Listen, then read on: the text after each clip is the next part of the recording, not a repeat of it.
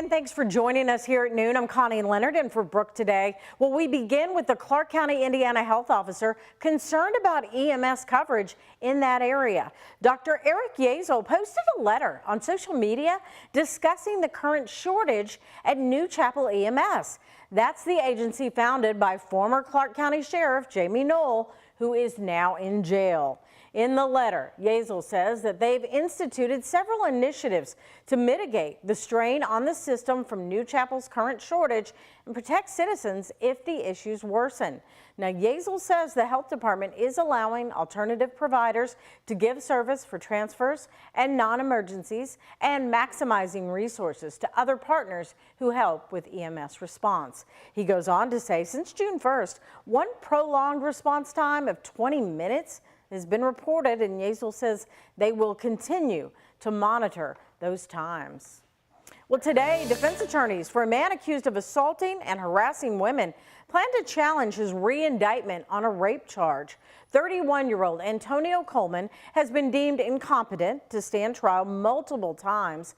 The most recent decision was last month following a psych evaluation ordered after he was accused of sexually harassing and stalking women in Louisville's downtown medical district at the beginning of this year.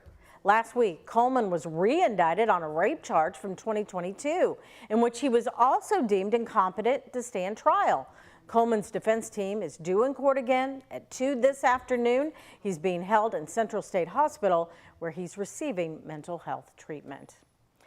Well, police in Jeffersontown are asking for your help to find this man. His name is Abu Bakr Ahmed. Now, police say he's a person of interest in a theft at a car dealership. We're talking about the Bachman Chevrolet on Bluegrass Parkway. Police say several cars were stolen from there Tuesday. This surveillance video shows two people breaking into those cars before driving them off the lot.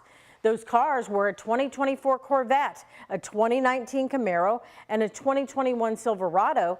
Police were able to find the Corvette and Camaro as well as another stolen Corvette.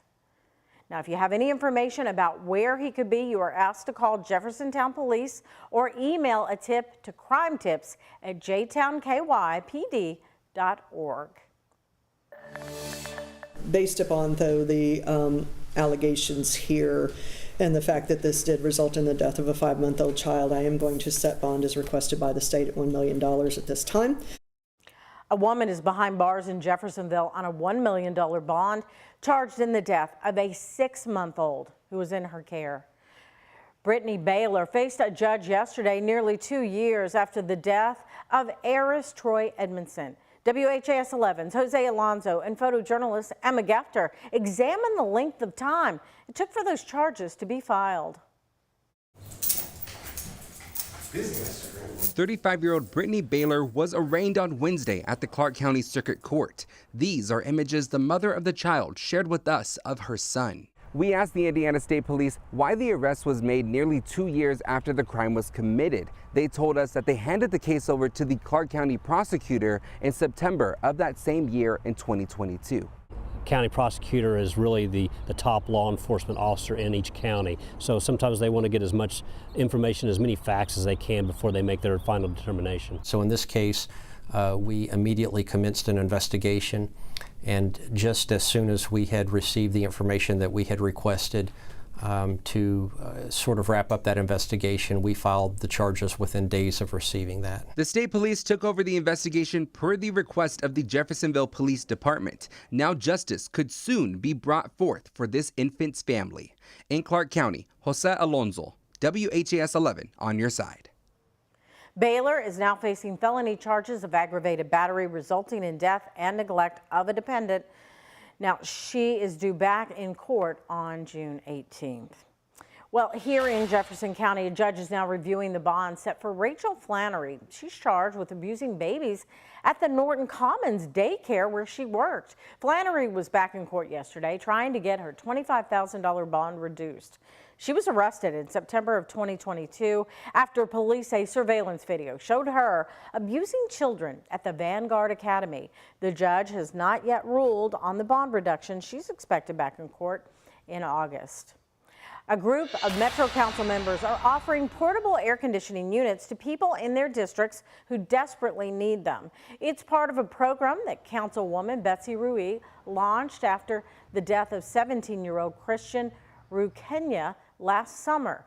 Now, his family's air conditioning was broken and he died of carbon monoxide poisoning after sleeping in a car to escape the heat. In our residential landlord-tenant agreements, air conditioning is not a requirement. But if for people who live in lower income areas, their houses are not insulated, they may be afraid the windows have been nailed shut, it just becomes an oven. Now, there are 65 units that will be distributed through the Association of Community Ministries. To be eligible, you must live in one of the participating council districts and have an income level at or below 150% of the federal poverty level. We've got the full details on how to apply on WHAS11.com. And a heads up today about traffic. Lanes on I-64 East are set to close overnight to repair damage from a serious semi-crash. Now, you may remember it happened at the Cochran Hill Tunnel back in January, involving a semi and a garbage truck. To repair damage to the pavement, the Kentucky Transportation Cabinet says the lanes from Beals Branch Road to mile marker 10 near Cannons Lane will close around 8 p.m. The on-ramp from Grinstead to 64 East will also close around that time. All lanes are set to reopen by 7 tomorrow morning.